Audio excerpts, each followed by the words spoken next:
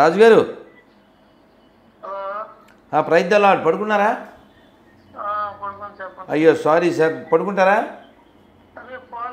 పడుకోండి sir. Good night sir. Good night sir. All the best. జై Shriram.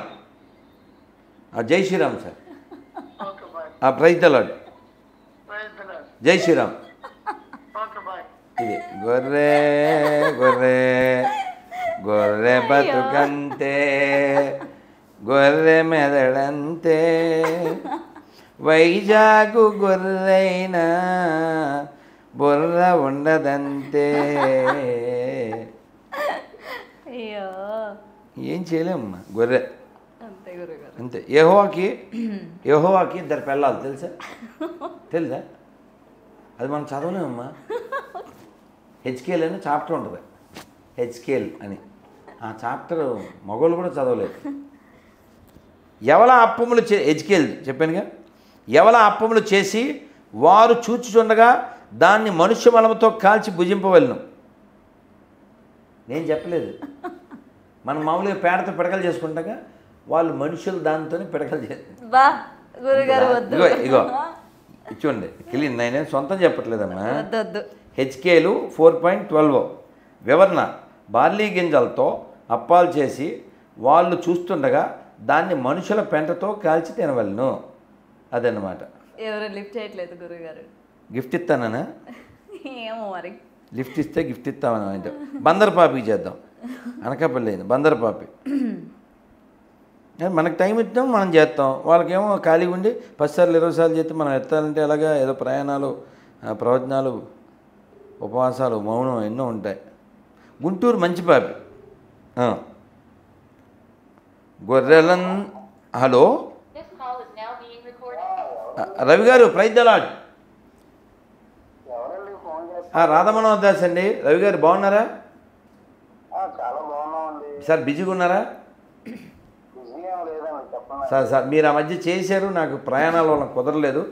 Sir మీరు ఏమన్నా చెప్తారా? నేను ఏమన్నా మాట్లాడినా? చిచ్చి, మీరు చేశారు ఎప్పుడో 10 రోజుల క్రితం, అందుకని చేశాను సార్.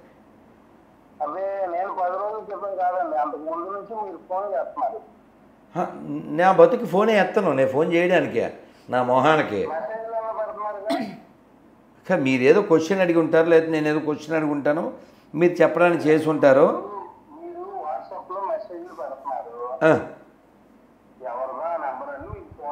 అచ్చా, మీరు ఏదైనా అడిగేది ఉందా? ఓకే, పడుకోండి సార్, పడుకోండి. అడిగేదండి, మేము అడిగేది అయితే ఉంది. రైట్. గుంటూరు మంచి పాపి. పాపుల్లో కూడా మంచి పాపి. అదే అన్నగా పాపు. ఎందులోది? ఎందులో? అంటే మంచి పాప అంటే అమ్మ బైబిల్ ఎక్కనవాడు అని అర్థం. బైబిల్ ఎక్కితే ఇంకా ఆ భాష వేరే ఉంటుంది. అదే అదే. ముసలి పాప ఎలమంద 8 సార్లు చేశాడు. ముసలి పాప 8 సార్లు అంటే 88 సార్లు చేస్తాను. అదే పని. ఒకడు ఉన్నాడు, వాడు యుఎస్ నుంచి కుర్రోడు. అది కూడా ప్రైవేట్ నెంబర్ నుంచి చేస్తాడు. 20 సార్లు చూడమ్మా, ఎన్నిసార్లు ప్రైవేట్ నెంబర్ నుంచి? 37 సార్లు ఫోన్ మీద ఫోన్ చేస్తూనే ఉంటాడు. పోనీ ఒరే నువ్వు ఏదైనా మామూలు నెంబర్తో ఫోన్ చేయరా, లొకేషన్ పెడతా అంటే, హలో నమస్తే అండి. నమస్తే అండి, ప్రైజ్ ద లార్డ్. ఎలమంద గారు ఎవరో ఓలేటి లక్ష్మి గారి బ్యాచ్. హలో ఎవరో? బాగున్నాను సార్. ఎలమంద గారు భోజనం అయిందా?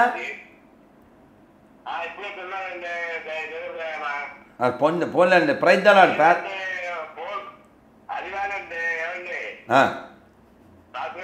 చెప్పండి సార్, ఎలమంద గారు చెప్పండి సార్. చిచ్చి, దేవుడు ఎవడు ఉన్నాడు సార్? వాడు సార్, వాడి పేరు చెప్పండి. మీ దేవుడు మా దేవుడు అంటూ ఎవడైనా ఉన్నాడా సార్? దేవుడు సార్, మా దేవుడు కూడా ప్రభు. రామచంద్ర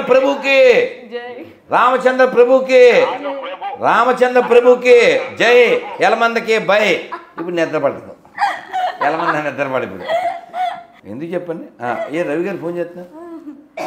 రవి గారు చెప్పండి సార్. చెప్పండి సార్. అయ్యో మళ్ళీ ఆయన ఫోన్ చేస్తున్నాడు. చెప్పండి సార్. నమస్తే అండి. నమస్తే, చెప్పండి సార్. నా నెంబర్ ఎవరు ఇచ్చారండి మీకు? మీరే ఎప్పుడూ చేసి ఉంటారు సార్, లేకపోతే నాకు ఎలా వస్తుంది, నాకేం పని? నా నెంబరు మీకు ఎలా వచ్చింది? మీరు ఎప్పుడో చేసి ఉంటారు, ఎందుకంటే నా నెంబరు ఎక్కడో మీకు దొరికింటుంది, ఏదో అడగడానికి చేసి ఉంటారు, లేకపోతే నా దాంట్లో. చెప్తున్నారంటే సార్ మీకు చాలా మేధావు సార్. నా నెంబర్ ఎవరు ఇచ్చారు సార్ మీకు? నాకెలా తెలుస్తుంది సార్? బోల్డ్ మంది చేస్తుంటారు. ఇప్పుడు మీరు ఒకసారి లైన్లో ఉండండి, నేను మీకు అర్థమయ్యేలా చెప్తాను. నా కాంటాక్ట్లు ఓ 14,000 దాకా ఉన్నాయి సార్. ఒక్క నిమిషం లైన్లో ఉండండి. పిఏ నేను ఇంగ్లీష్లో కొట్టా సార్. ఎన్ని వచ్చినాయి అమ్మా కాంటాక్ట్లు? 330 వచ్చినాయి సార్. ఇంగ్లీష్లో పాపి అని కొడితే, తెలుగులో పిఐ పాపి అని కొట్టా. ఎన్ని వచ్చినాయి ఒకసారి చూడండి. ఒక్క నిమిషం లైన్లో ఉండండి. చూడమ్మా, తెలుగులో కొడితే అంటే ఆయనకి తెలియట్లేదు, ఒక్క నిమిషం పాపం. చూడు ఎన్ని వచ్చినాయమ్మా తెలుగులో కొడితే? 568. ఇలా దాదాపు. మళ్ళీ ఇందులో తెలుగులో GORRE ఎన్ని వచ్చింది చూడమ్మా? 395. సో కాబట్టి ఇలాగా ఎన్ని దాదాపు అన్ని కలిపితే 1,500 దాకా ఉన్నాయి సార్. సో ఆ 1,500 దాంట్లో ఇంక మీది ఒకటి ఎప్పుడో మీరు చేసి ఉంటారు. పోన్లేదు సార్, పడుకోండి. ఏం పడుకుంటాడు? పడుకోవాలి. ఏదైనా గురుగారు అంటే ఎప్పుడు కూడా సనాతన ధర్మం ప్రతి ఒక్కరు పాటించాలి అని మీరు ఎప్పుడు కూడా అందరికీ వచ్చి జ్ఞానోదయం అనుకోవచ్చు అనమాట. అంతే కదమ్మా. అంతేనా? ఇప్పుడు ఉదాహరణకి నీకు మారుతి 800 కారు ఉంది అనుకుందాం.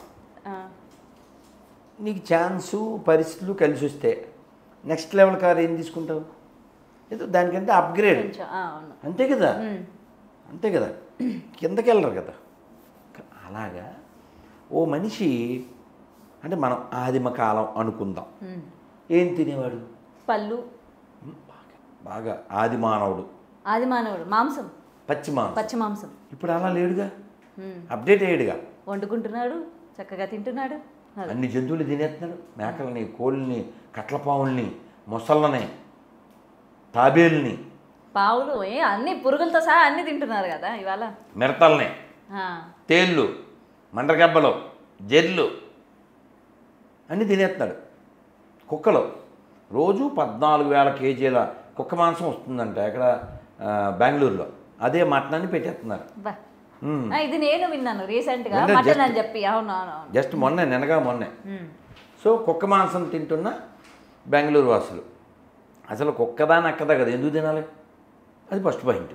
అప్డేట్ అంటే ఏంటి? జంతువుల్ని పచ్చిగా తినే స్థితి నుంచి, జంతువులను కాల్చి తినే స్థితి నుంచి అసలు జంతువులు తినకుండా ఉండే స్థితి. కదా, మనిషి బతకడానికి జంతువులతో పని లేదే. మనిషి బతకడానికి జంతువులు తినాల్సిన పని లేదే. ప్రతి జంతువు మనిషికి ఉపకారం చేద్దే, మనిషి ప్రతి జంతువుకి అపకారం చేస్తాడు. ప్రతి జీవిని కడుపులో పెట్టేస్తే ఖాదర్ వలి గారు ఎంత బాధపడతారో. సృష్టిలో 30% జీవుని కడుపులో పెట్టేశాడు వీడు. లేవంటే జాతులు 30% కదా, పొట్టలోకి వెళ్ళిపోయినాయి. సో కాబట్టి మనిషి అప్డేట్ అవ్వాలి. కేవలం పుస్తకంలో ఏదో రాసి ఉంది. ఉదాహరణకి నేను లాంగ్ ఎగో నా first video, I think so, Jehovah menu అని కొట్టు అవుతుంది. యెహోవా మెను, అందులో ఏ జంతువులు తినాలి, ఏ పక్షులను తినాలి, అవన్నీ క్లియర్గా రాసి ఉంటుంది. అందులో ఒక్క జాంకాయ గురించి ఉండదు, ఒక మ్యాంగో గురించి ఉండదు, ఓ ధాన్యం గురించి ఉండదు. భగవద్గీతలో ఏం చెప్పారు? పత్రం పుష్పం ఫలంతోయం యోమే భక్త్యా ప్రయచ్చతి తదహం భక్త్యా ఉపహృత అశ్నామి ప్రయతాత్మన. కాబట్టి మనిషి అప్గ్రేడ్ అవ్వాలి. ఈ శరీరం దేనికి నిర్దేశించబడింది? ఈ శరీరం దేనికి నిర్దేశించబడింది? కేవలం ఏదో ప్రతి జంతువుని భుజించడానికి కాదు, భగవంతుని భజించడానికి. హలో, నమస్తే అండి. జై శ్రీరామ్. ఎవరండి? ఎవరు? నాన్న సంతోషం. కదిరి కృష్ణ ఫోన్ చేస్తే స్విచ్ ఆఫ్ వచ్చింది. మరి ఏం చేయాలి? వాడిని వదిలిపెట్టద్దండి. వాడి నుండి ఇంకా చాలా మంది ఆడారండి వినుస్వామి. అంటే వీళ్ళంతా మనకి పుట్టిన వాళ్ళే కదా సార్. వీళ్ళ తాతలు వీళ్ళ తండ్రులు అంతా మంచోళ్ళే సార్. వీళ్ళకి బైబిల్ ఎక్కేలా దిగజారిపోయారు కానీ వాళ్ళు మంచోళ్ళే సార్. వాళ్ళ తాతలు వాళ్ళ తండ్రులు మంచోళ్ళే. బైబిల్ ఎక్కడం వల్లే కదిరికృష్ణ అలా తయారయ్యాడు తప్ప అతను కూడా మంచోడే. నవ్ ఈజ్ ఎ పేషెంట్ అంతే. మళ్ళీ అతనికి రోగం తగ్గిపోతే మళ్ళీ అతనే భజన చేస్తాడు చూడండి. కానీ గొప్ప విషయం ఏంటంటే సార్ మీ దగ్గర గురించి మీరు ఒక్కరు 1 man army లెక్క పోరాడు. ఇంకా చెయ్యాలి సార్, మనం అందరం చేయాలి సార్. కదిరికృష్ణ మనస్సు మారి అతను మారు మనస్సు పొంది చక్కగా అన్నమయ్య కీర్తనలు పాడుతూ చక్కగా అన్నమయ్య ఎంత చక్కగా కీర్తించాడు. ఇతడొకడే సర్వేశ్వరుడు సితకమలాక్షుడు శ్రీ వెంకటేశుడు ఇతడొకడే సర్వేశ్వరుడు. ఈ పాట కదిరికృష్ణ పాడాలి. ఎందుకు పాట సార్? పాడైన కదిరి పాడైనాడు బైబిలు ముదిరి బాగుపడతాడు దెబ్బ తగిలితే అదిరి అతని రోగం కుదిరి దారికొస్తాడు మన కదిరి ధిరి. Okay sir. ఎనీవే అమ్మా థ్యాంక్ యూ సో మచ్ గురుగారు. సంతోషం. అంటే చాలా నా ప్రశ్నలన్నిటికీ కూడా జవాబులు చెప్పారు. అండ్ ఈ కదిరి కృష్ణ మీరు అన్నట్టు డెఫినెట్గా తన తప్పు ఏదో తను తెలుసుకొని ఇంకా ఇటువంటి కదిరి కృష్ణ లాంటి వాళ్ళు పునరావస్తు కాకుండా దేవుడి మీద ఫ్యాషనబుల్గా కానీ లేకపోతే వైరల్ అవ్వాలన్న ఉద్దేశంతో ఇక్కడ కేవలం దేవుడు అని కాదు, హిందూ దేవీ దేవతలను అవమానించడం అంటే ఏం లేదు. ఇప్పుడు నా కోరిక ఏంటంటే అది ఫోన్ ఎత్తుంటే అవును కదిరి కృష్ణ గారి నోటి ద్వారా వెంకటేశ్వర సుప్రభాతం వక్ర భాష్యం విన్నాం. ఈ కదిరి కృష్ణ గారు ఈ పేపర్ చదవాలి, నేను పంపించాను కూడా.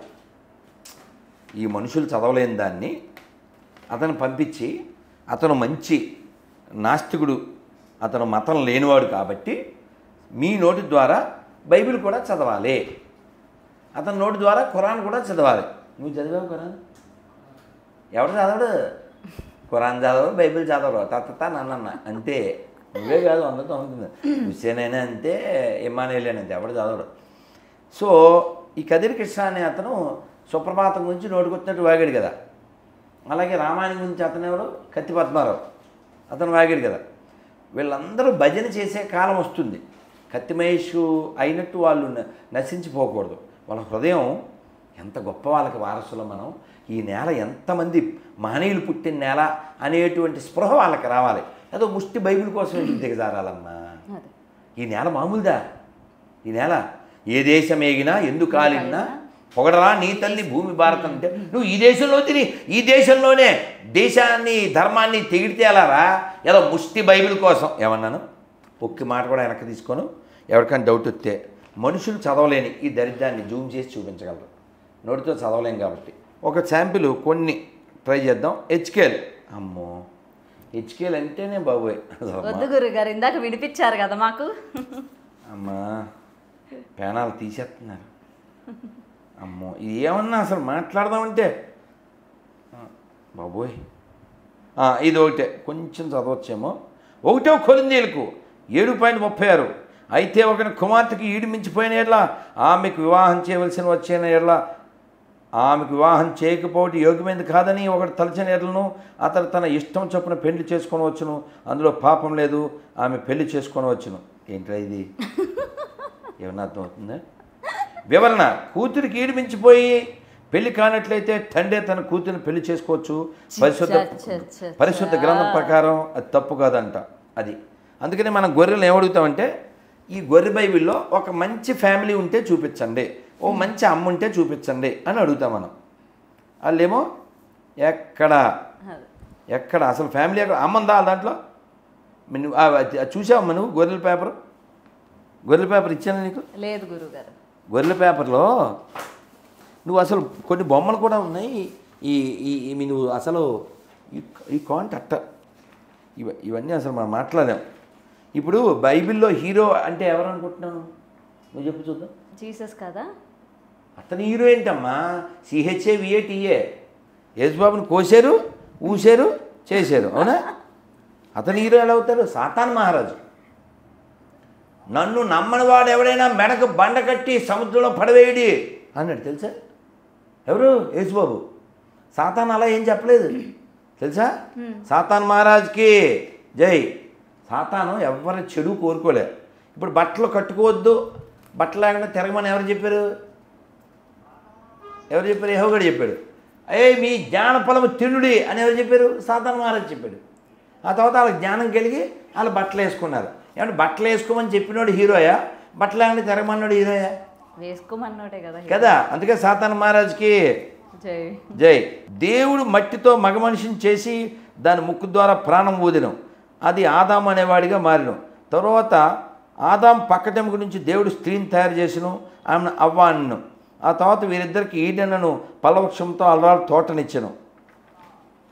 ఎక్కడి నుంచి పుట్టించాడు? ఒక మనిషిని పుట్టించి వాడిలోని స్త్రీని పుట్టించాడు. ఈ అబ్రహాం తెలుసా మీకు? వీటిని అబ్రహామిక్ రిలిజియన్స్ అంటారు. తెలుసమ్మా? 3 ఉన్నాయి కదమ్మా. ఈ యూదులది, ఇస్లాము, క్రైస్తవం. ఈ మూడింటిని ఏమంటారు? అబ్రహామిక్ రిలిజియన్ అంటారు. తెలీదా మీకు? ఈ అబ్రహాంకి ఓ భార్య ఉంది. ఈ భార్యని తీసుకుని అతను వేరే దేశం వెళ్తాడు. వెళ్తే ఎవరు ఈవిడ అని అడుగుతాడు. అక్కడ రాజు ఏమని చెప్పాలి? వీడు భార్యని చెప్పాలా? చెప్పడు. భార్యని చెప్పడు, చెల్లెని చెప్తాడు. ఆ రాజు దాన్ని తీసేసుకుంటాడు. పెళ్ళాన్ని చెల్లిని చెప్తాడు. అది ఎవరన్నా చెప్తారా? పోన్లండి సార్, రవి గారు ఏదో పాప ఆయన ఏదో మాట్లాడుకుంటున్నారు సార్, మీలో మీరు మాట్లాడుకోకండి సార్, రాత్రిపూట పడుకోండి సార్ అని మాట్లాడుకుంటున్నాడు అక్కడ. అవా మాట్లాడుకుంటున్నాడు. ఇంకా బైబిల్ ఎక్కితే పిచ్చి అంతేనమ్మా. ఇంకా అలాగే సంతోషం ఉండదు, నిద్రపోరు. ఈ రాత్రికాల సమయమైన అమ్మ. అందుకని ఇలా మనం నవ్వుకోవడానికి, మన అలా ఆనందమైన బయలుకి వెళ్ళకి వచ్చినట్టుకు చూడు. పిచ్చోళ్ళ గురించి వెంటనే కానీ లైవ్లో చూడండి. ఇదే ఎందుకు చెప్పు? ఇప్పుడు పడుకోవచ్చు కదా, పడుకోనేవారు పాడు చేయడానికి పుట్టారు. ఇప్పుడు సింపుల్ కాన్సెప్ట్ అమ్మా. ఊరికే అనాలిసిస్.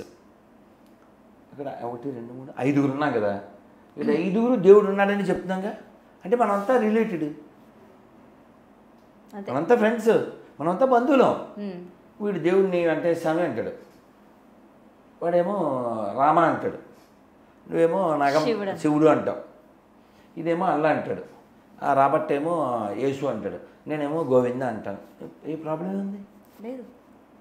ప్రాబ్లం ఉంది, బాగానే ఉందిగా. శ్రీరామనామాలు శతకోటి, ఒక్కొక్క పేరు బహుతీపి. శ్రీరామనామాలు శతకోటి. కానీ భగవంతుడిని అలా ఎన్నో పేర్లతో పిలవచ్చు కదా. ఏం ప్రాబ్లం? మనం చూసామా? ఏదో ప్రశాంతంగా ఉన్న జీవితం, చిన్న జీవితం, ప్రశాంతంగా ఎవరికి హాని చేయకుండా బతికితే సరిపోద్దుగా. ఏదైనా గురువు గారు అంటే అందరూ కూడా ఇట్లాంటివన్నీ చిలిపివి అంటూ ఉంటారు కదా, ఇట్లాంటివన్నీ అసలు చేయకుండా ఉంటే సరే. అదే నేను అనేది చిన్న లైఫ్. అంతే అంతే అంతే. మా దేవుడిని నేను నమ్ము కొంపల దగ్గరికి వచ్చి ఏంటి దరిద్రం? ఏదో ముష్టో పుస్తకం పట్టుకుని ఇప్పుడు నేను 26 క్వశ్చన్లు ఎందుకు అడుగుతానంటే, మీరు కొంపల దగ్గరికి వచ్చి అడుక్కుంటున్నారు మారిపోండి అని. మా దగ్గర లేనిదేమైనా ఉంటే మారిపోతామే. అంతే అంతే.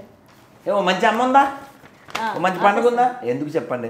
అందుకని సర్వే జన సుఖినో భవంతు అని చెప్పేటువంటి సనాతన ధర్మం ప్రపంచమంతా ఎప్పుడో ఒకప్పుడు ఉండేది, ఇప్పటికీ దాని రుజువులు ఉన్నాయి. కాబట్టి అందరూ హిందువులే, అందరూ మన బంధువులే. భారత్ మాతాకి జై. జై శ్రీరామ్. థ్యాంక్ యూ గురుగారు. For more videos like this, subscribe Big TV channel.